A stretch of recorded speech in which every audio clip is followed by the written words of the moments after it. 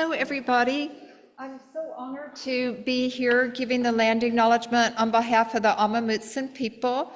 I'm with Friends of Yourstock. My name's Dora Rosen, and there's several of us here. We'll be tabling, so please come see us at the Oneg Shabbat. And today we're here to honor this occupied, unceded territory of the Awaswas-speaking Yupi tribe. The Amamutsan tribal band, comprised of the descendants of indigenous people taken to Mission Santa Cruz and San Juan Bautista during the Spanish colonization of the Central Coast, is today working hard to restore traditional stewardship practices on these lands and heal from historic trauma. We recognize that we benefit from living and working on their traditional homeland, and we affirm their sovereign rights as First Peoples. And so this land acknowledgement was written in conjunction with the Amamutsan people all the people of the Amamutsan tribe today, they admit that they don't really know for sure their actual ancestors who were Awaswas-speaking peoples. But Chairman Valentin Lopez, his mother was one of the last speakers of the Awaswas language, and they were all brought together at the same mission. So it's, it'd be very unlikely that if they didn't have any Awaswas-speaking ancestry. And they have been given permission by the other indigenous groups and recognized by by our system of government as being the stewards of this land. And to that, they're doing so much in the bay, on the waters, with the salmon and other living creatures on the land, and with native plant restoration. And I'm sure, I'm just going to take the liberty of greeting you on their behalf, because I know they're always very happy to see people involved with stewardship. Thank you so much.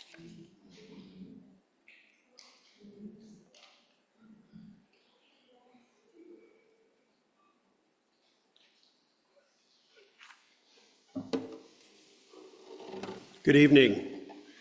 I'm Deacon Patrick Conway from Resurrection Catholic Church down the road, and I'm going to lead us in our opening song. It's in your pamphlet there on page 2. This song is a prayer that comes to us from the First Peoples, called Song at the Center, and we'll end up singing the refrain 5 times, so you'll probably pick it up by then if you don't know it already.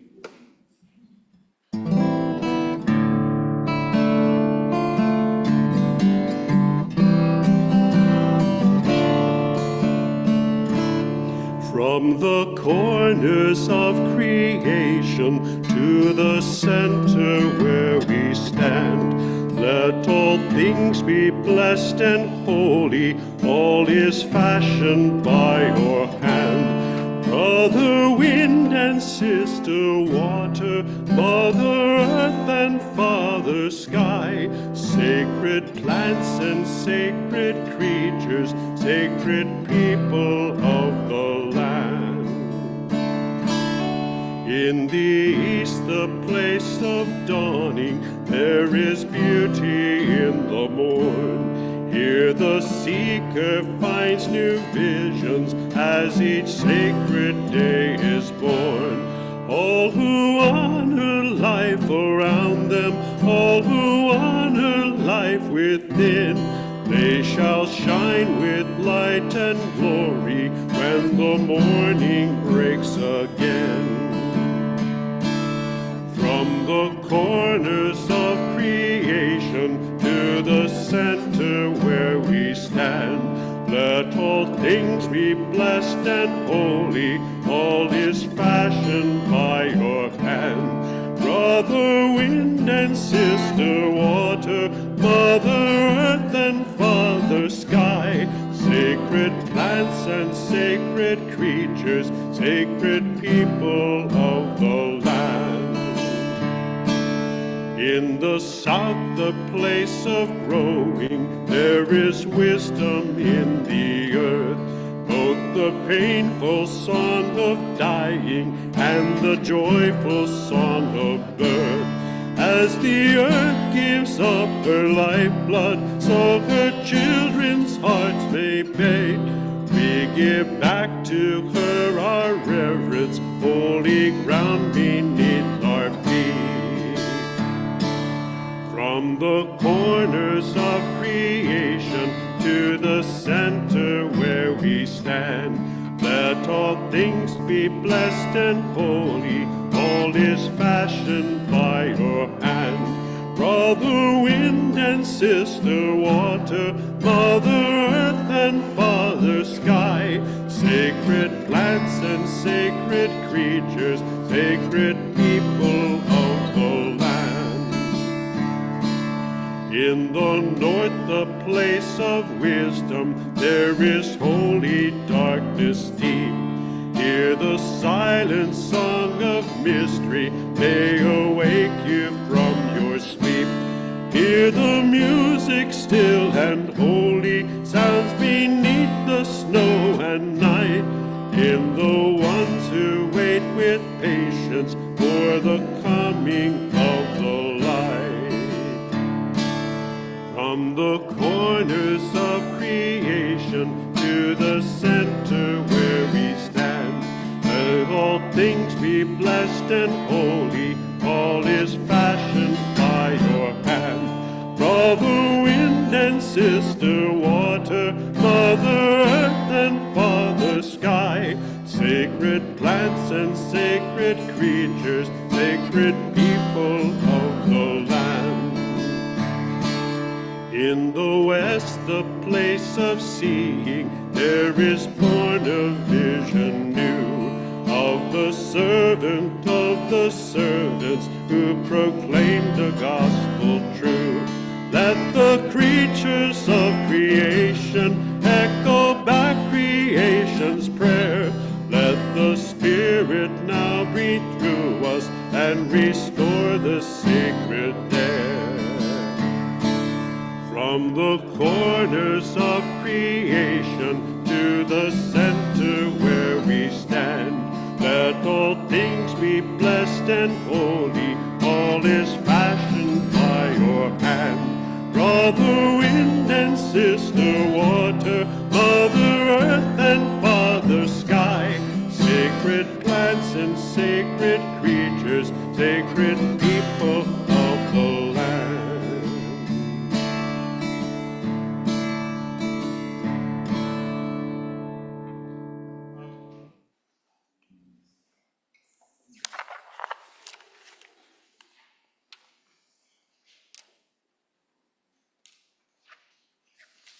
Thank you, Deacon Patrick. I'm Rabbi Paula, Markus, and on behalf of Temple Bethel, I want to welcome you into our space, which is not just our space, which is our space. And so as we join together this evening, we light candles, which remind us of the ancestors who have lit candles before us and the future who will be lighting candles. A prayer for breathing. Blessed soul of the universe, breathing us in and breathing us out, may our breaths continue and our health and the health of all be preserved. In this time of haze, fire, and climate disaster, holy wholeness, each breath is a prayer. We take note of those who are vulnerable due to illness or age, or those who must work or live outside, and we pray for their safety. Fierce mystery, breathing you in and breathing you out. Under these circumstances, we are especially mindful of our obligation to heal the world, to save our planet and ourselves. And we say together, Amen.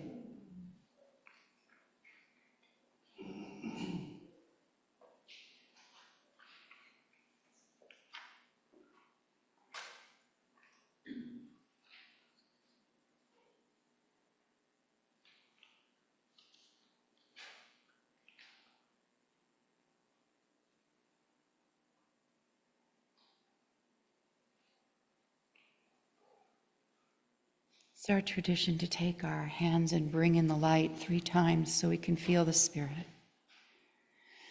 Baruch atah Adonai Eloheinu melech haolam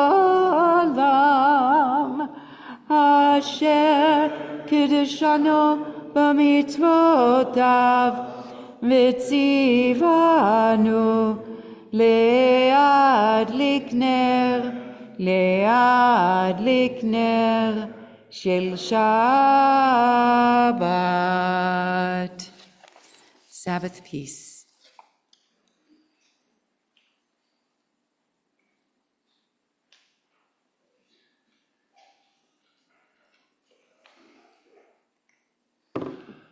Good evening.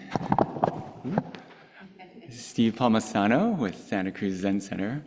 And I'm here to say a few words to invite us into an inquiry about our roles as stewards of the planet.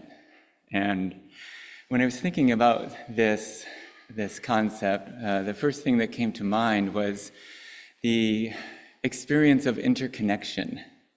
And in Buddhism, we have some great imagery that teaches us about interconnection. It's called the net of Indra. And you can imagine a net that goes across the entire universe. And at each intersection of the net, there's a jewel. It's a kind of a magical jewel because each jewel reflects all of the other jewels in the net. And it reminds us that, yes, we are individual jewels, but we are also reflected and experienced in all the other jewels. And so when all the other jewels experience pain and grief and despair, we're actually not alone in that all of the jewels, all of us, are also experiencing that. And on the other side of that, when we have joy and compassion, it's universal joy and compassion that we can be held in, that we can take refuge in. It's not our own individual small self. And so we can find some solace in that. And so when I was thinking about being stewards of the planet, trying to take care of 9 billion human jewels would be a lot. But what if we thought about caring for one big net? What about just taking care of the net? And the net is everything. And it's, of course, far more than the 9 billion humans. There's the more than human world. There's the ancestors. There's the angels. There's the unseen ones. So caring for Indra's net is perhaps part of our calling as stewards of the planet. And who are we as an individual body?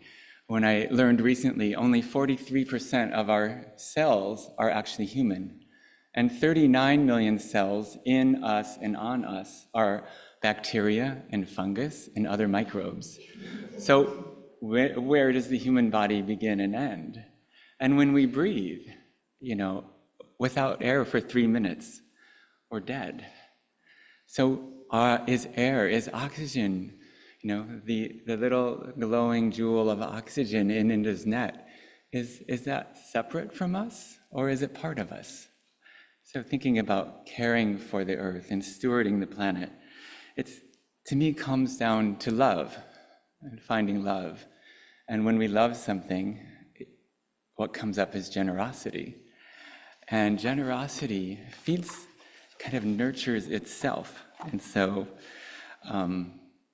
in that generosity, you can think of being a steward of the planet as an act of generosity rather than a sacrifice.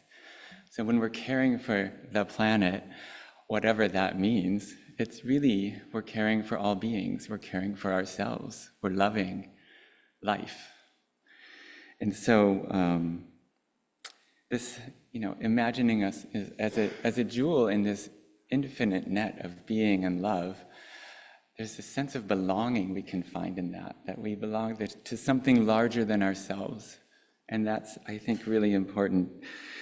And out of that belonging can come this natural generosity. Out of that belonging comes healing and a sense of wholeness. And it's the most powerful medicine we have, given to us freely by the earth. We're our belonging in the earth, in the cosmos. And so I wanted to invite a question. How can we give back to the one earth who has given us everything? And how do we give back in a way that honors that which is most sacred in ourselves? And I believe the answer is through each of our faith traditions, there is a special way. We each have an opportunity to pray, to meditate, to sing, to dance directly with the earth and ask the earth this question: How can I serve you? How can I serve you? As in, like, we each have our own place in the ecosystem that's unique. We have a special offering to give. And this question I would encourage you to ask for days or weeks or months or years. I've been asking for years now, and I will say I've gotten some amazing answers. Sometimes in visions, sometimes in dreams, sometimes not with words, but if we listen, they will come. So keep listening, keep listening. The earth wants to have a conversation with you through your faith. Thank you. Okay, who's next? I think it's Rabbi Paula.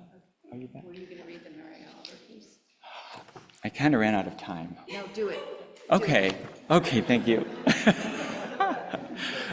Okay, I did pick a poem to go with this message, which I think does work well. So, When I Am Among the Trees by Mary Oliver. When I am among the trees, especially the willows and the honey locust, equally the beech, the oaks, and the pines, they give off such hints of gladness. I would almost say that they save me, and daily. I am so distant from the hope of myself, in which I have goodness and discernment, and never hurry through the world, but walk slowly and bow often. Around me the trees stir in their leaves and call out, "Stay a while." The light flows from their branches. They call again. "It's simple," they say.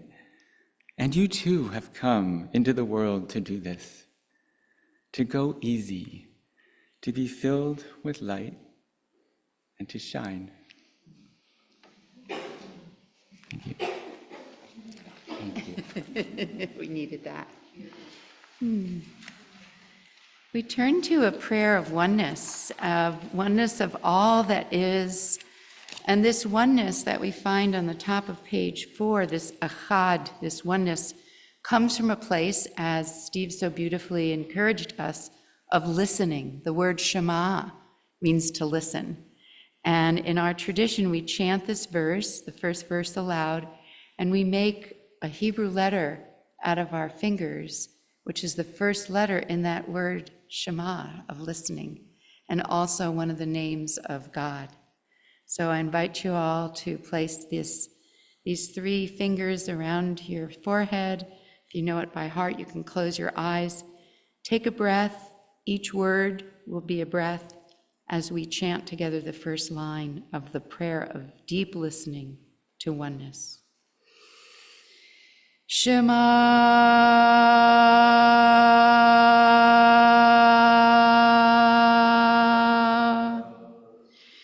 Yisrael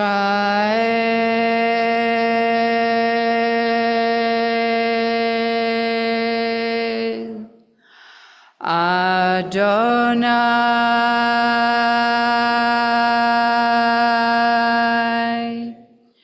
Eloheinu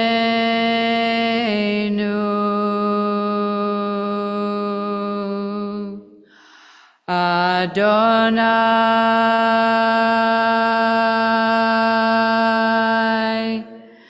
Echad.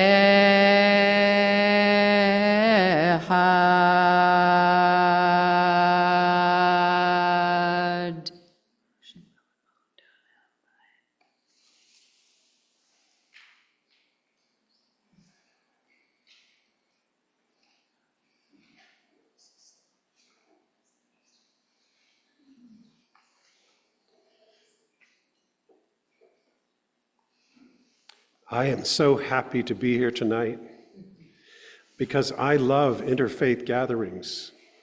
We've noticed. I just so filled with blessings every time I participate in intentional interfaith gatherings, because we of different religions, traditions, spiritual practices, and beliefs, we can do much more than just coexist politely in the world. I think we're meant for more than that. We're meant to come together and share the wisdom that we get from our traditions. Where each one of us is like a different orchard, right? Many trees, different kinds of fruits, and we're meant to share, and to take wonder and go, oh, that's amazing. I never knew that, never thought of that before. And thank you, Temple Bethel, for bringing us into the shelter of your beautiful tree tonight. I'm going to speak about the continue the conversation about interconnectedness in our world. And first of all, our interconnectedness. As I said, we're connected already. And rather than seeing ourselves in conflict or competition, we're meant to find our connection with each other. That's why we're all here, to learn from the earth and its creatures how to live in harmony and to help one another and support one another.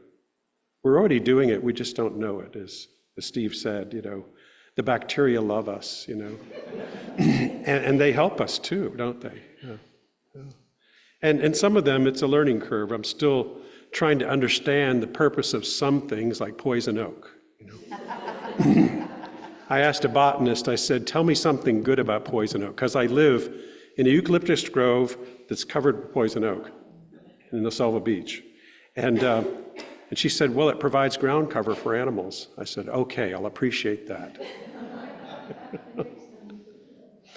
And I like what you said about the trees in the poem, because I talk to the trees, and I live in the eucalyptus grove, as I mentioned, and if you know anything about what happened at Marmonte Avenue, La Selva Beach last year, it was disturbing.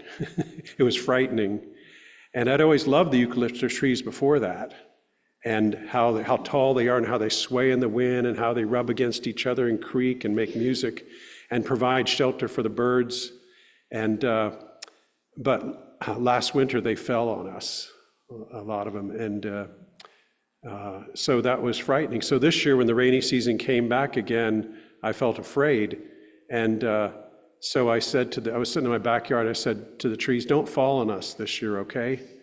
And they said, they spoke back, I was surprised. They said, at least I heard, maybe that's surprising. And they said, we're sorry about last winter, but our roots were weakened by the drought. And so, and the soil was dry, and so the wind, it just knocked some of us over, some of the weaker ones, and we're sorry. But now we're strong. After all the rain, we're stronger, and we won't fall on you this year. So I thought, okay, was that just my overactive imagination? But then I was talking to a friend, and I didn't even mention my conversation with the trees because I don't want to appear too crazy. But he lives in eucalyptus trees too. He goes, oh, it'll be fine this year, because last year the roots were weakened by the drought, and blah, blah, blah. He told me everything the trees had just said. I said, I've heard that. Yeah. So keep talking to the trees and listen especially. Listen especially. We Christians have just celebrated our high holy days along with the Jew. You're getting ready to. We're a month behind you this year. We're usually kind of in sync with you. But part of what we celebrated was the new life, I guess you'd say, from death. Like a seed that falls into the ground, unless it falls into the ground and dies, it remains just a seed. But if it dies in the ground, it brings forth new life that's even greater than what was before. And we see that as a metaphor for what happened to Jesus. That's what we believe. As you know, it's a pretty big thing in Christianity, the resurrection. Yeah. So, I mean, we stole most everything from the Jews, including Jesus. Sorry. Anyway, but here's the other thing. So now we're in that period of the 40 days after his resurrection when he continued to meet with his friends and eat with them and talk with them.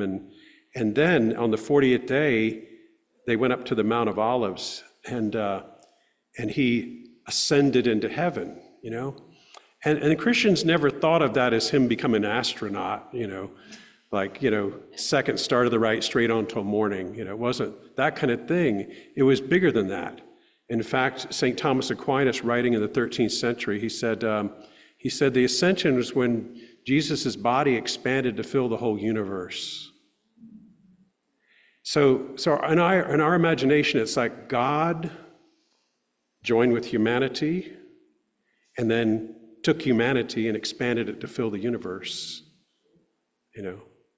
So we're there. That's our interconnected with this everything. I mean, that's one way of looking at it. That Jesus took our humanity and expanded it to fill in everything. So, maybe that was him talking to me in the trees. I don't know. So the Jesus taught before he died. He said, "Whatever you do to others, you do to me." In other words, whatever we do to one, we do to all. We do to ourselves, and there's positive and negative consequences of that. When I was in need, you helped me, or you didn't, and we'll regret the didn't one, Now, if we connect those dots and say, well, everyone and everything, whatever we do to anything, creature, planet, soil, bacteria, we do to God, we do to ourselves, because we're all united, we're all one now. Maybe we always were, we just needed to be pointed that out, be made manifest. There's in your booklet here, on page 4, there's a prayer for our earth from Pope Francis. And his name is misspelled, it's CIS, but the other one's the feminine. He probably wouldn't mind. He's in touch with his feminine side, I'm sure. But I don't know if you heard, but when he was elected Pope, he was George before, Jorge Bergoglio from Argentina. And he was inspired, he said, to, when a fellow cardinal hugged him and said, don't forget the poor, And then he thought of St. Francis, who was poor and who, but also Francis could have written that first song, because he talked about Sister Earth and Brother Sun and Sister Moon and all that stuff. So it's a common thread. That spirit blows all over the world, inspiring everybody, and it comes out in different manifestations. So he meant this to be a universal prayer as much as he could. He does use the G word, so just so you know. But if you'd like to pray it with me, that could be a wonderful way of us connecting and feeling our interconnectedness. All-powerful God, you are present in the whole universe and in the smallest of your creatures. You embrace with your tenderness all that exists. Pour up upon us the power of your love, that we may protect life and beauty. Fill us with peace, that we may live as brothers and sisters, harming no one. O God of the poor, help us to rescue the abandoned and forgotten of this earth, so precious in your eyes. Bring healing to our lives, that we may protect the world and not prey on it, that we may sow beauty, not pollution and destruction. Touch the hearts of those who look only for gain at the expense of the poor and the earth.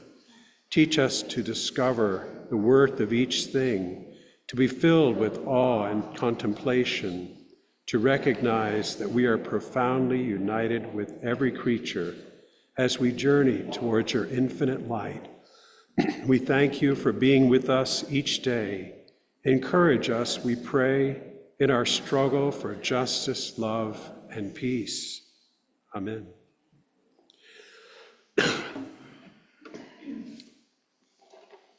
So now we can sing this song. How many of you have heard the song Mystery? It's part of Misa Gaia. Okay, you're in for a treat, I hope.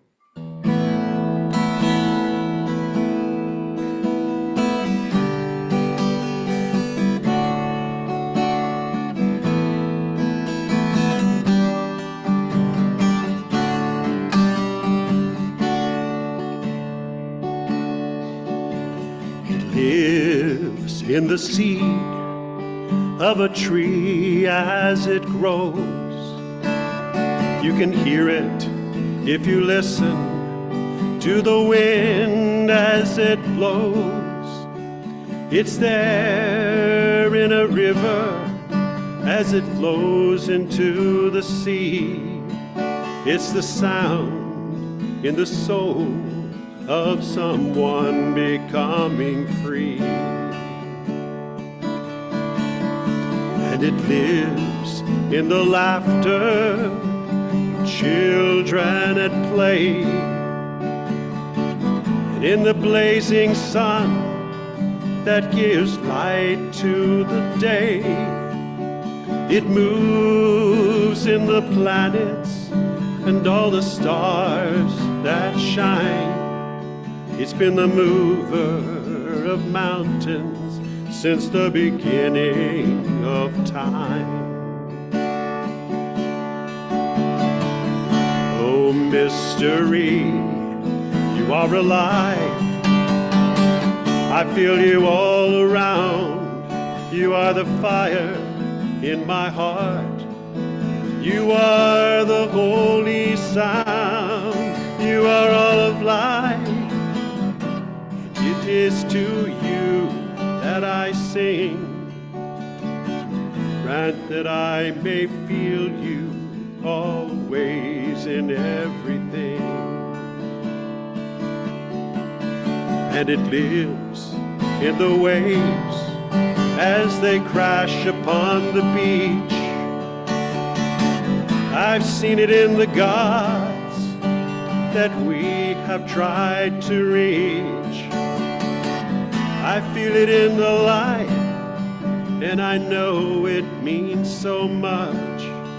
And I know it in your smile, my love, when our hearts do touch.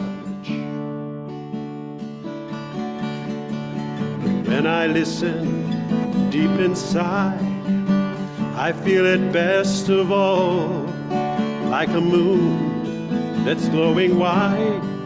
And I listen to your call, and I know that you will carry me.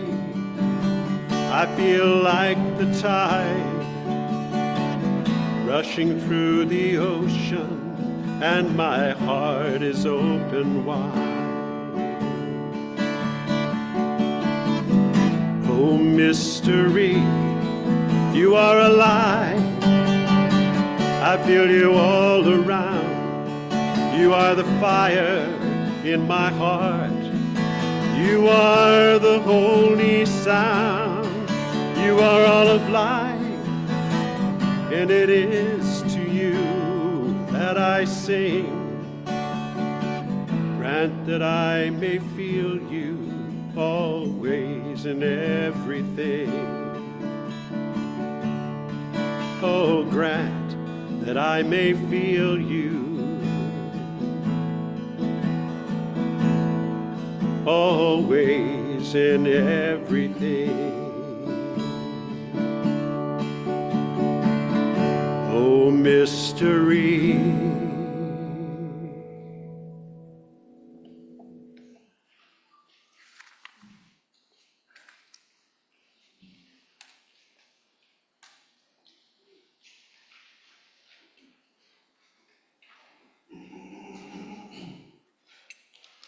So good evening.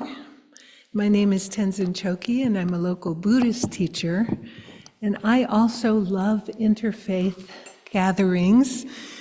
And one of the things I love the most is there are themes that keep recurring. And we don't rehearse all of this ahead of time, but it just sort of happens, which is just so gratifying. And the theme of interconnection and interdependence that both Steve and Patrick have been talking about. And that is, of course, as Steve mentioned, this idea of Indra's net and this beautiful idea in Buddhism, and a really fundamental idea of this profound interconnection. And so sometimes I think, especially in the United States, we have this idea that we exist in this way that's completely isolated. We're just a satellite in midair, somehow spinning around. And it's just a myth.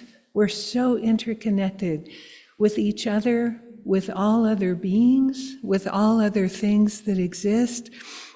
And so this profound realization of this interconnection can be so incredibly healing, and this realization that we have. And so, sometimes people will use language like humans and nature, as if there's some separation. And it's not like that at all. We are nature.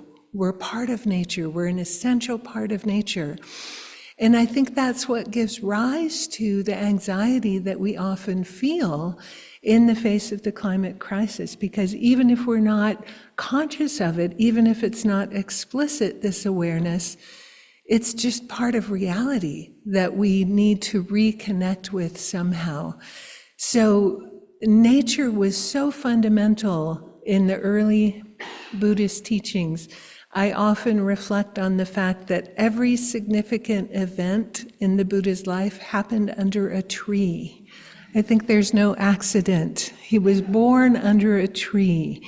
He had an awakening experience as a 12-year-old child under a tree, and then the Great Awakening, his full enlightenment, under a very famous tree, the descendant of which is still there in central Ganges River Valley, and you can go on pilgrimage there. He passed away under a tree. And so every significant event of his life, and the early Buddhist monastics walked barefoot.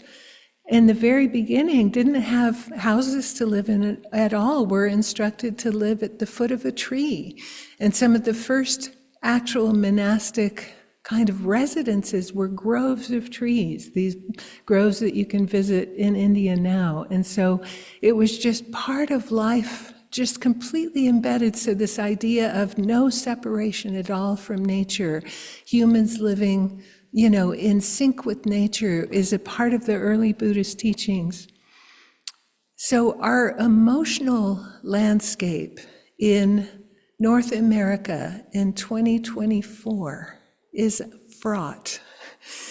Many of us feel emotions like injustice, sadness, anger at times, despair at times. I feel like lately when I work with my students, these emotions are even more acute, than they've been in the past. And also, increasing number of people are feeling what psychologists are now calling eco-anxiety and eco-despair, in this profound sense of fear and despair and hopelessness about the state of the environment. And it's becoming a mental health crisis. So what do we do about this? How do we face this?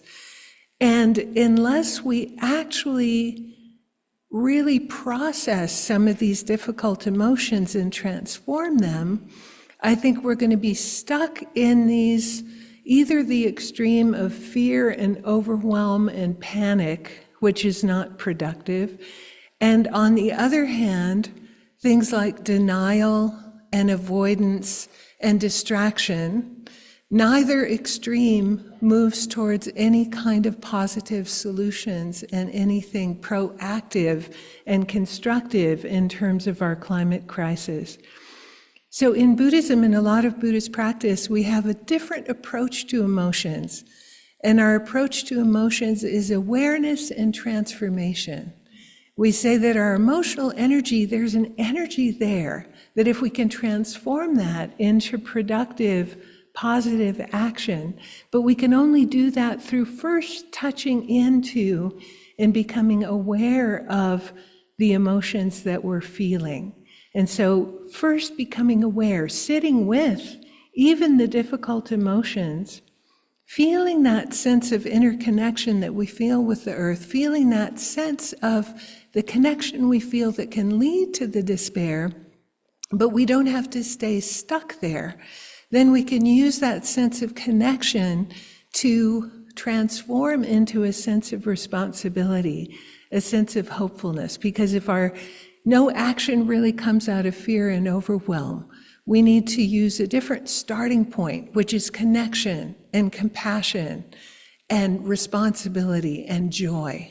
And so we can get there, through transforming and transmuting those emotions. So what I want to do is invite you into a contemplative practice that I'll guide you through, a brief contemplation, and then in the spirit of transformation and connection, I'll invite you into a relational practice where I'll invite you to turn to a partner and share a little bit about what came up during the contemplation, because there's no way we can do this alone. You know, when we feel isolated, when we feel disconnected from others, in the same way that when we feel disconnected from the environment, then we just sink into despair and hopefulness. But together we can do this, and it's only through togetherness, connection, and really sharing our vulnerability with each other. So I'm going to invite you to just get into a relaxed posture. I'll guide you through just a couple of minutes of practice. If you've never meditated before, that's fine. This is just a contemplation. So just taking a moment to settle in and a few moments to just breathe, settle with your breath. Just feeling yourself in the moment in your body. Take a couple of moments to just feel your body breathing all the bacteria that Steve was mentioning, how many billions of organisms that we're actually also feeding with our breath.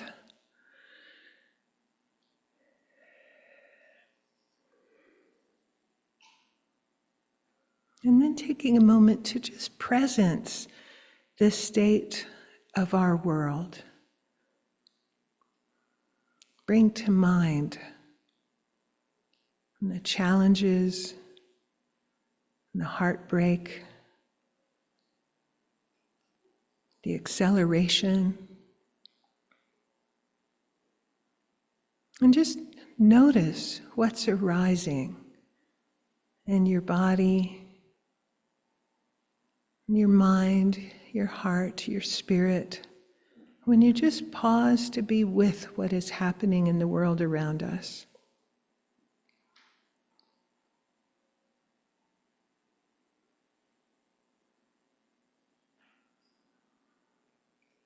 And anchor with your breath.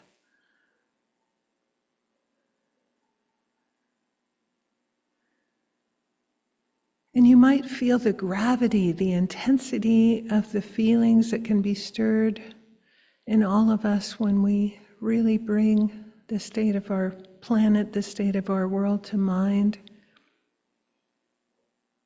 And notice any way you might turn away from these feelings, ways that you might numb out at times, ways you might have developed coping strategies for managing these responses. Just notice what it feels like to acknowledge that.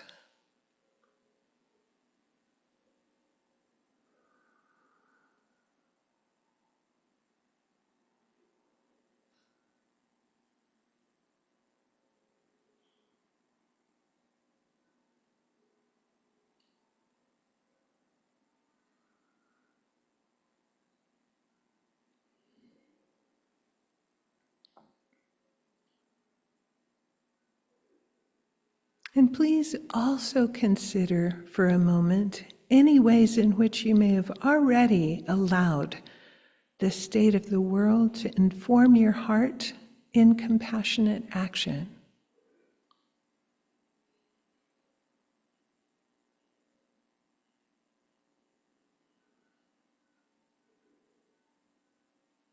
And how does that look in your life, personally, professionally, in all areas of your life?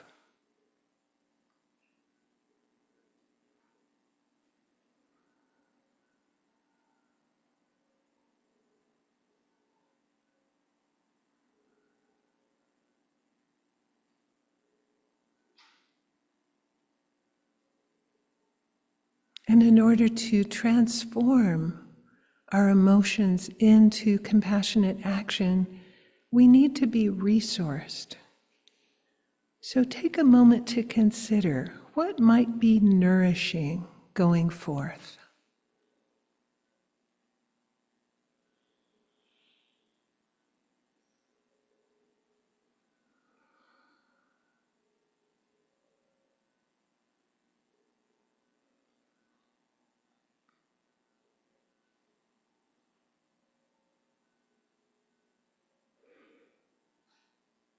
And now I'll invite you to bring the contemplation to a close and return to the space. And now I'd love to invite you to just turn to someone near you and just for a minute or two sharing whatever feelings you might have accessed during that contemplation, whatever feelings might have arisen, and what might nourish you going forth. Share with a neighbor for just a minute or two. I think everybody's close to somebody, so.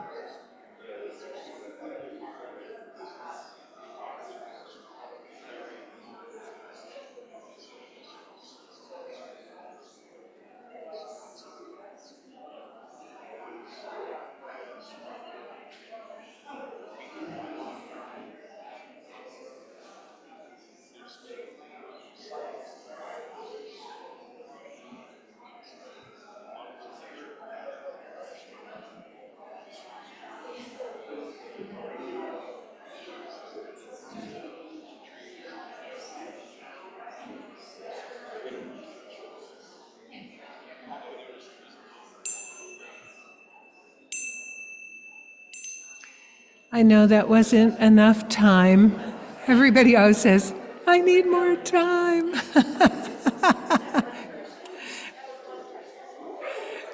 Okay. Maybe we'll continue sharing afterwards. We still have more of a program. So thank you for sharing and engaging in that relational practice. And I invite you to maybe take away something that came up for you that you'd like to take away going forward, perhaps a personal commitment to what nourishes you and what actions you might be able to take. And I want to finish with a quote by someone who I don't think was a Buddhist, but I don't really know, but it sounds very Buddhist. The philosopher Hannah Arendt said, "The smallest act in the most limited circumstances bears the seed of boundlessness, because one deed and sometimes one word suffices to change every constellation." So thank you.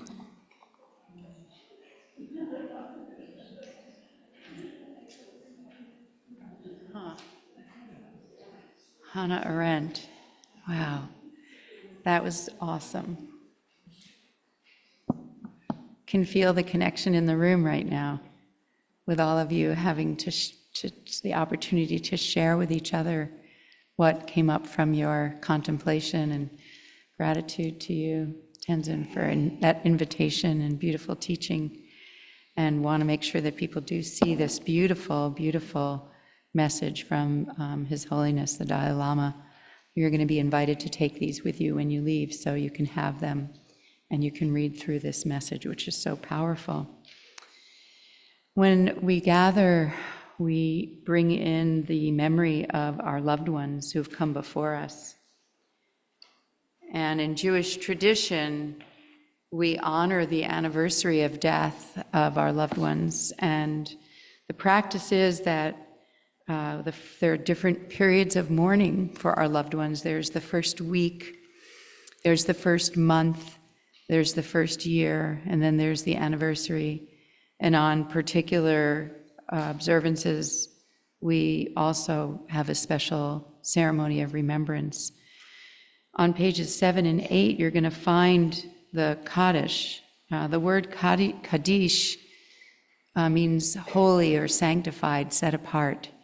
And we have different versions of this prayer, but this is the mourner's Kaddish. And you're going to see the English on the next page, on page 8. And the interesting message of this prayer, many people have shared, is that there's no mention of death in this prayer. This prayer is all about sanctification of life and the holy name.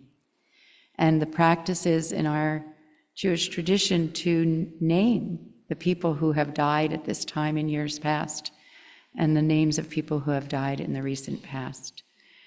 So in our congregation tonight, we're remembering the anniversaries of death of Moni Almog, Phyllis Bale, Arpad Barna, Leonard Berndorf, Irving Brager, Mark Chazinski, Jack Fairley, Peter Ralph Fear, Albert Fisher, Bertha Goldstein, Aaron Gordon, Dorothy Harrington, James Kaup, Giselle Kiss, Marvin Levine, Kenneth Mandel, Sam Milstein, Valerio Rodriguez, Evelyn Scheckman, Mac Shanzer, Louis Sloss Jr., James Tower.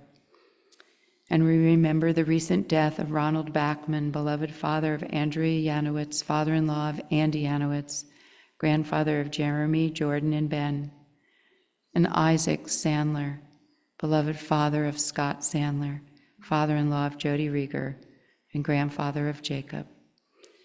Jay Littman, beloved father of Adam Littman, father-in-law of Katrina Littman, and grandfather of Kai and Eliana. Barbara Jones, beloved mother of David and Howard. If it is your custom to honor beloved dead and you would like to stand on their behalf, please feel free, if it's comfortable, to do so in body and spirit. We turn to page 7 and 8. Tonight I'm also remembering my beloved husband, Aryeh Nanis. Please rise if it's comfortable for you to do so, and it is your custom on page 7 or 8 in body and spirit. Yitgadal v'yitkadash shemei Rabba be'oma divara chirute v'yamlich malchute b'hayechon uvyomechon uv'haye dechol beit Yisrael ba'agala uvizman kariv v'imru amen. Yehi shemei Rabba mevorach le'olam ul'almei olmaya. Yitbarach v'yishtabach v'yitpa'ar v'yitromam v'yitnaseh. V'yithadar v'yit'aleh v'yithalal. Shemei dekudsha berichu. La'ela min kol berchata v'shirata. Tushbehata v'nechamata. Da'amiran be'olma v'imaru amen. Yehi shalama rabba min shemaya. V'chayim aleinu ve'al kol Yisrael v'imru amen. Oseh shalom b'imromav hu ya'aseh shalom aleinu ve'al kol Yisrael ve'al kol yoshvei tevel v'imru amen. May the one who makes for peace in all the highest places help us bring that peace down here. Bring it to all who dwell on earth. And we say together, Amen. Please be seated. We are on number 10, page 8.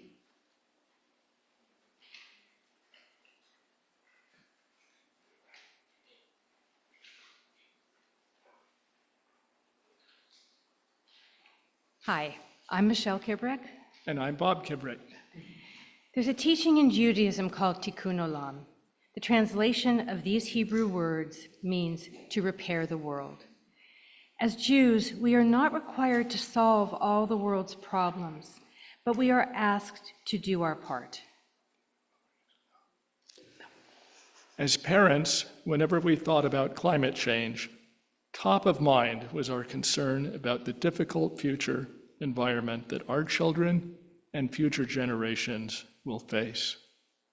We wondered what we could do, both individually and collectively, to help avoid the worst impacts of climate change. Nearly a decade ago, at first unconsciously, we began our journey from inaction to climate activism. We started with baby steps, like reducing our energy consumption by switching to LED lighting in our home. And then one thing led to another.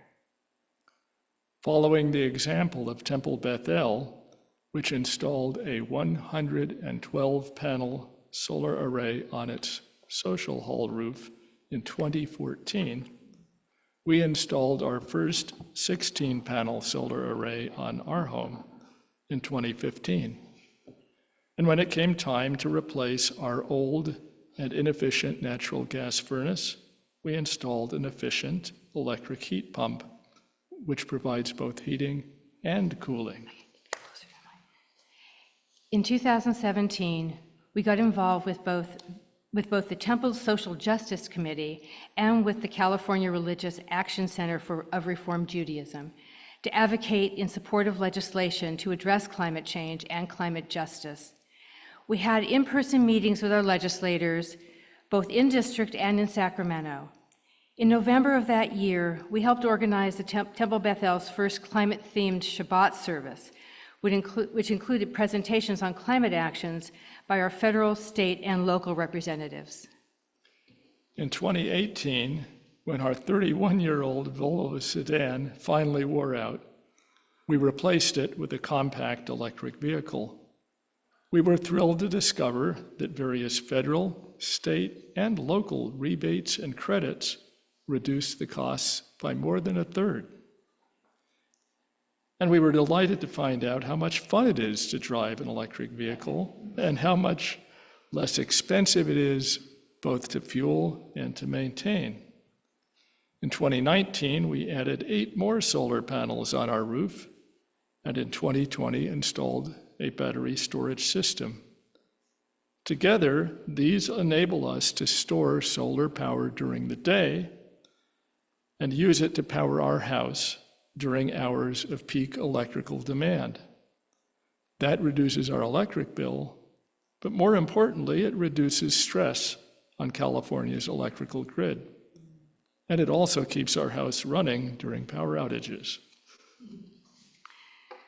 When the COVID pandemic hit, we put our home electrification efforts on hold and focused on other things we could do to advance climate action in our community.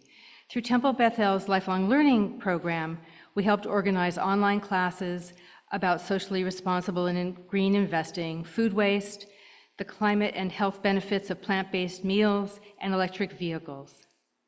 We helped start the Temple's Dayenu Circle, which has now grown to include 13 faith groups in the greater Santa Cruz area. We are truly fortunate to live in a community that has an outstanding array of organizations to help us find actions we can take to address climate change. A number of them are here tonight and have set up information tables in the social hall, which is where we will be heading for refreshments after the service.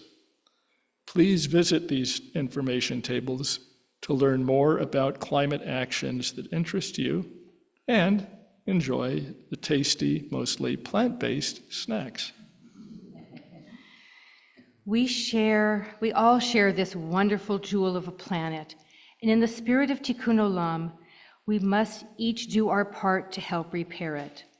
We must ensure that we pass along to our children and future generations a livable climate in which everyone can thrive, as we say in Hebrew, Ledor Vador, from generation to generation.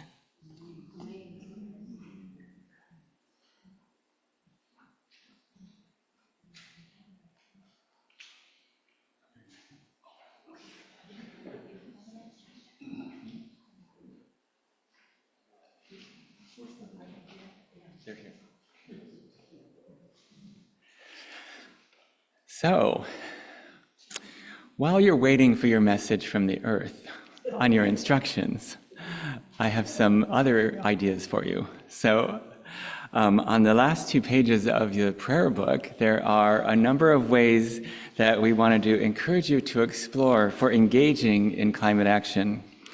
Number 1, join a group.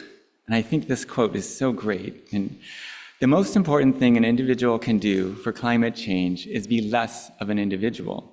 Join together with other people in movements large enough to affect changes in policy and economics that might actually move the system enough to matter. You can't do it alone anymore, one light bulb at a time. Bill McKibben. So again, Indra's net, the interconnectedness. And so we have, here tonight, we have a number of local groups.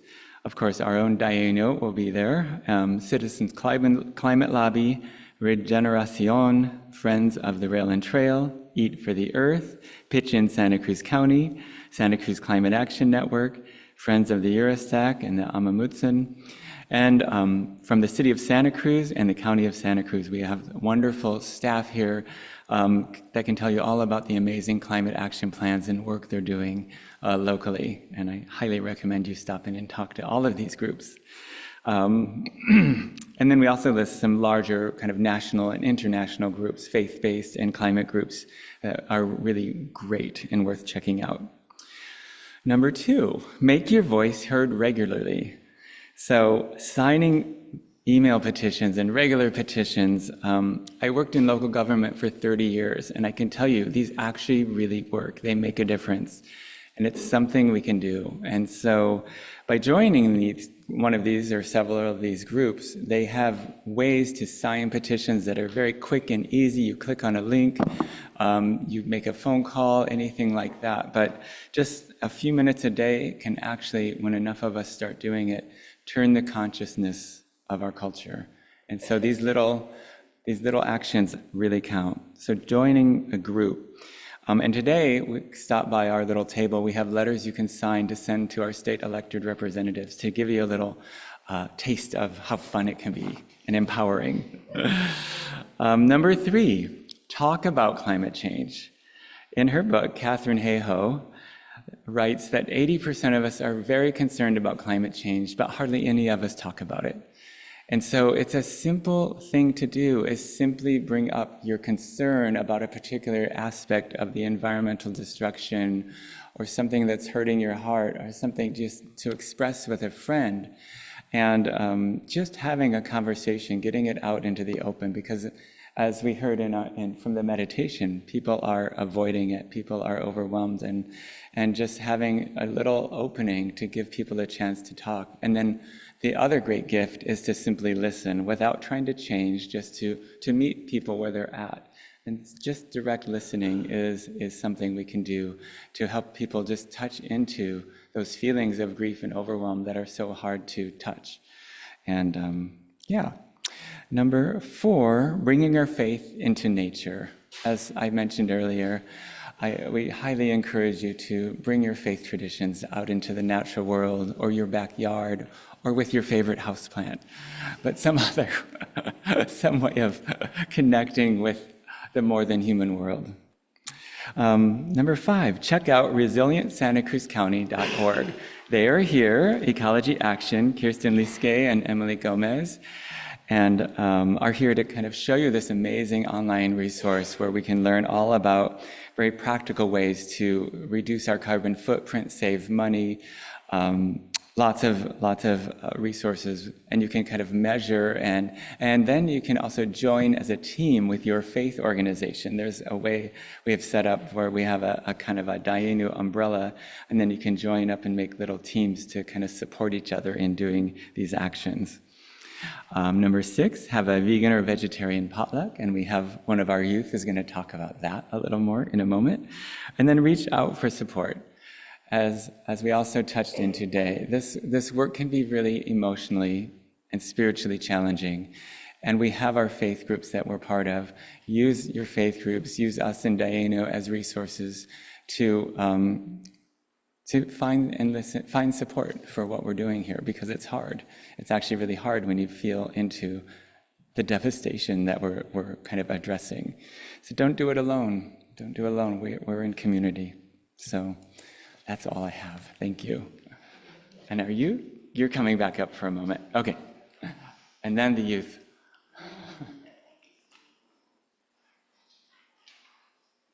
Yes, I'm back.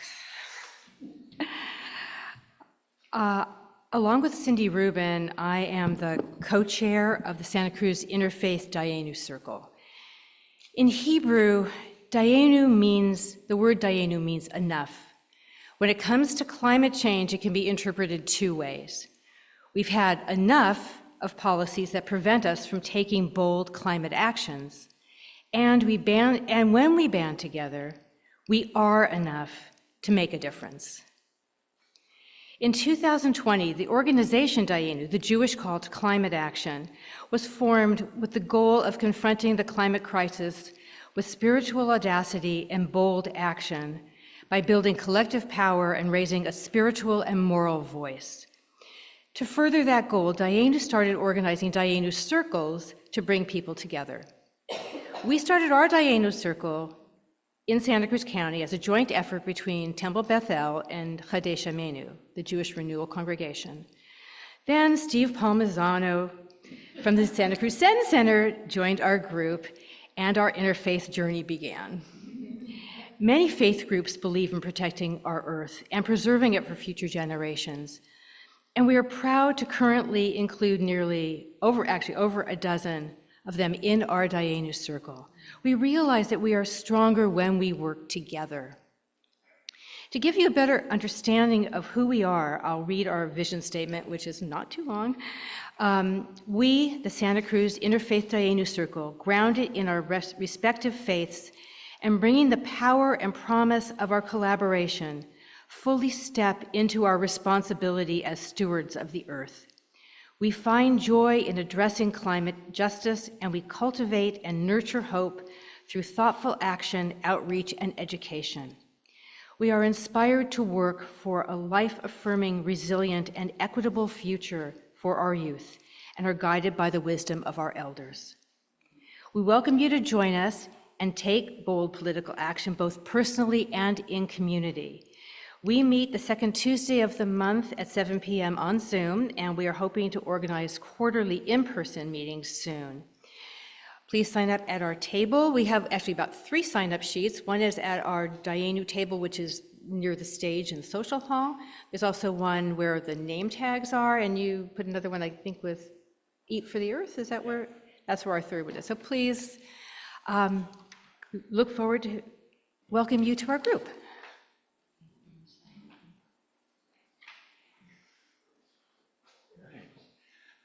Now I'd like to welcome up Sofia Amores with Regeneración and Alex Fisher with Eat for the Earth. Come on up.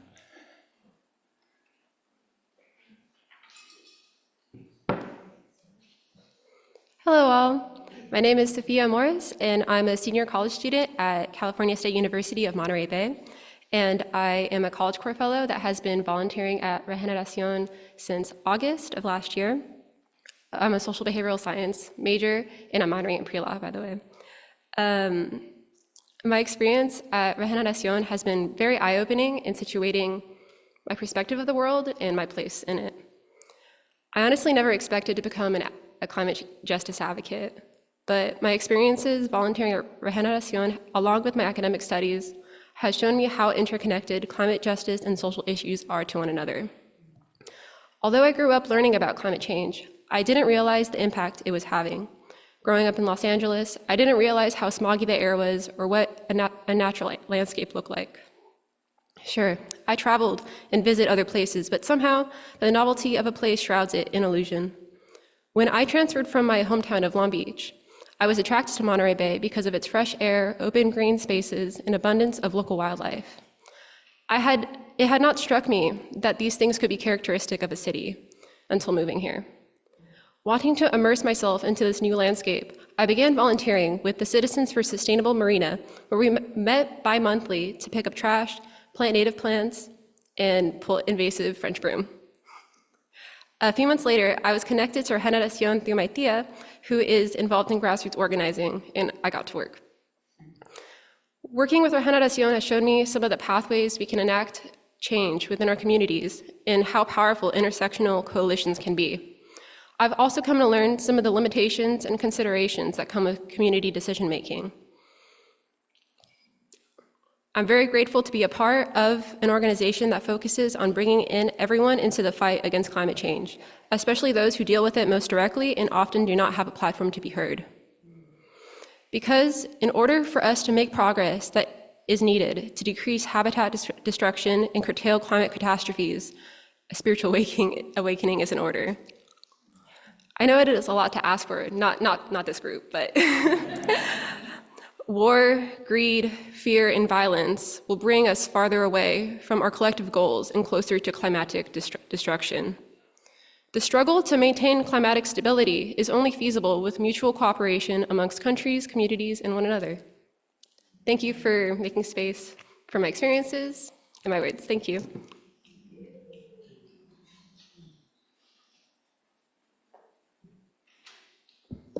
Hello. Hi. There we go. Hi. My name is Alexandra Fisher. I was asked to talk because I'm involved in a lot of different environmental organizations, but the one that I'm tabling for is called Eat for the Earth, and it's I'm a vegan, but you don't have to be a vegan to be a part of the organization. It's just making it easier for people to eat more plants and less animals, and it's kind of I went vegan originally for animal rights issues, but learning more about environmental concerns and learning just how huge the impact of animal agriculture has been very, very eye-opening. If you come to my table, I have really cool samples. I have some cashew cheese, I have some mushroom jerky, but I also have something called climate cubes. And what they are is they're these cubes, and they have photos of the food, and they're weighted so that you can feel how much carbon it takes to produce 2.5 ounces of a certain food. So if you pick up spinach, it's basically air. There's like nothing in it. If you pick up beef, it is absurdly heavy. It is absurd. And so, yeah, come to my table, feel that, pick that up, and just think about that every single time we go out to eat, every single time we go to a restaurant, we go to a grocery store, we have options, and we as individuals have power over how much carbon we release into the atmosphere. And I think that gets downplayed a lot, and I think climate change can be really scary, and I think it is really scary and really big, and we need big solutions to meet that, but we also have power as individuals, and it's important that we don't forget that, because there are corporations out there who really, really want us to feel powerless in this moment, and it's our duty in our communities as individuals to not let them win that fight, that mental battle. So yeah, and then if anyone is, I just also want to give a shout out that tomorrow is Veg Fest, which is the local vegan festival. It's at the Coconut Grove. It's 10 a.m. to 6 p.m., $5 admission. There's going to be a lot of food, a lot of live music. There's going to be a vegan stand-up show, which I'm very excited for. Yeah, don't know what that's going to be like. And then there's going to be speakers, and you know, you don't have to be a vegan, but every single choice we make has an impact, and it can have a really drastic impact. So please keep that in mind, and I hope to see you at Veg Fest or any Eat for the Earth events. We have potlucks, we have classes for health reasons too, about preventing diabetes, preventing heart disease. And yeah, I hope to see everyone at Veg Fest tomorrow. Thank you.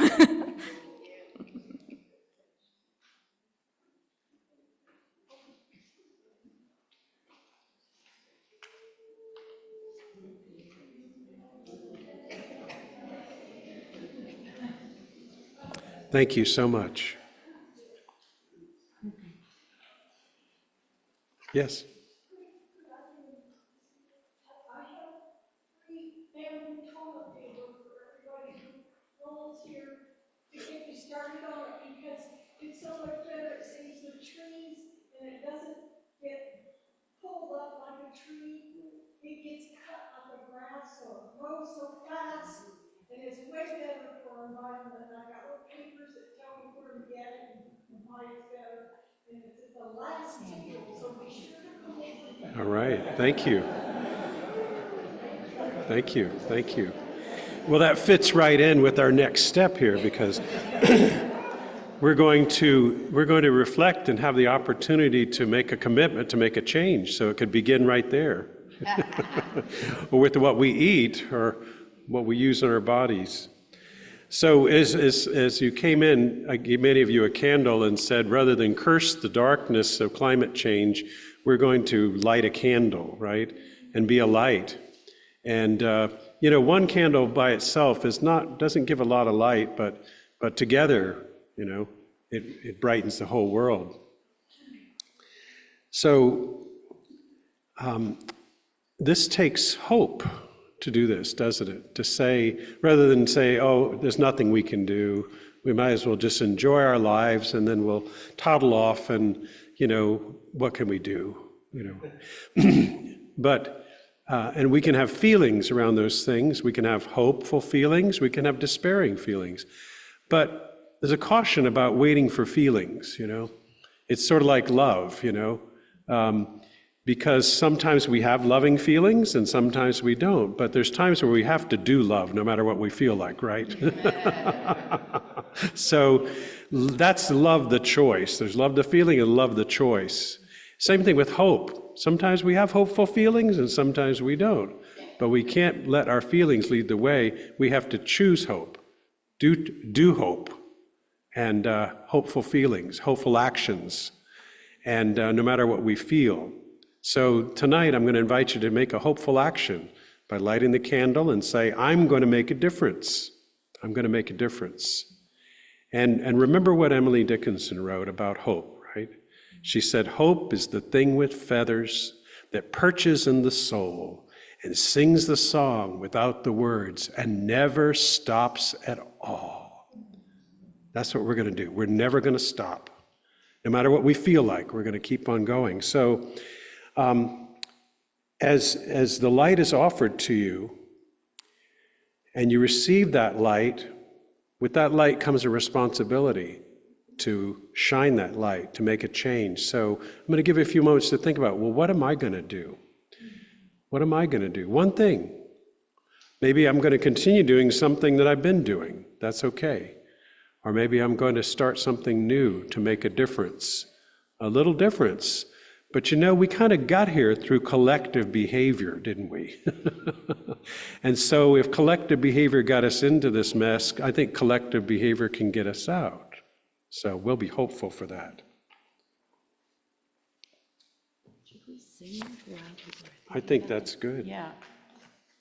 So We're while gonna- you're thinking about that, I'm going to invite you to sing with me this closing song, and then we'll do the candle lighting, yeah? Very good. So you'll find it, I Have a Voice, and there's a call and response in the very, very beginning of the song that I'll invite you to, to join with me.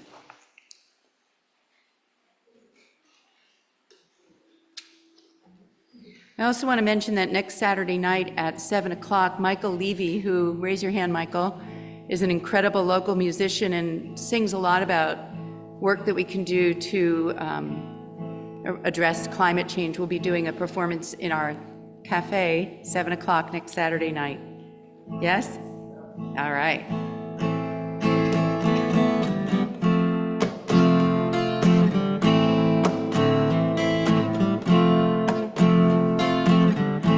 I will open my eyes. I will not look away. I will use this gift I've been given every day. I have a voice. My voice is powerful. My voice can change the world. I have a voice. My voice is powerful.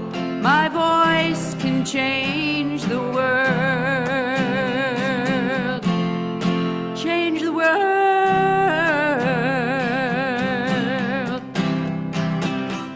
I will give of myself. I will reach out my hand. I will use this heart I've been given to take a stand. I have a voice. My voice is powerful. My voice can change the world. I have a voice. My voice is powerful. My voice can change the world. Change the world.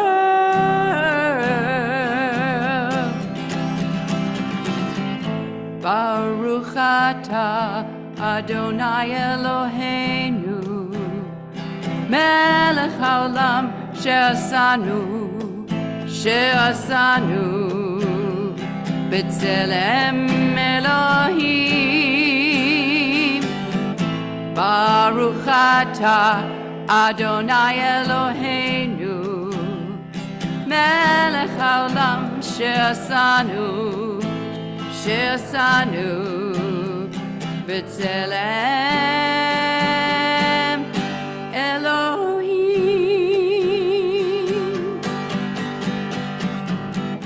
I will fight for the truth. I'll stand up for what's right. I will use this strength I've been given to be a light. I have a voice. My voice is powerful. My voice can change the world. I have a voice. My voice is powerful. My voice can change the world. I have a voice. My voice is powerful. My voice can change the world. I have a voice. My voice is powerful. My voice can change the world. Change the world.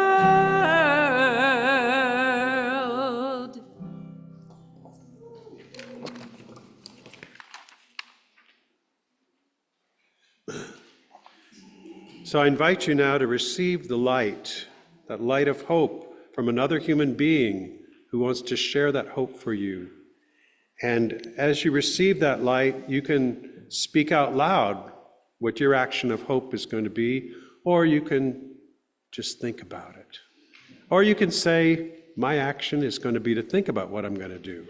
Wherever you are, you start from where you are, right? Okay.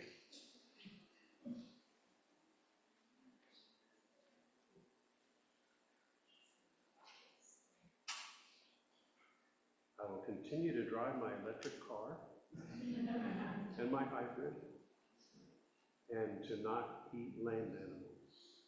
It's a start.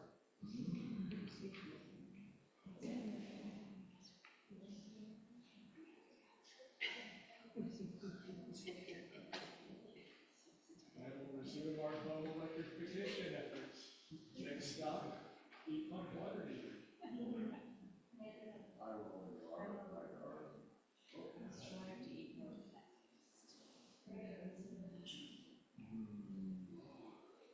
More letters.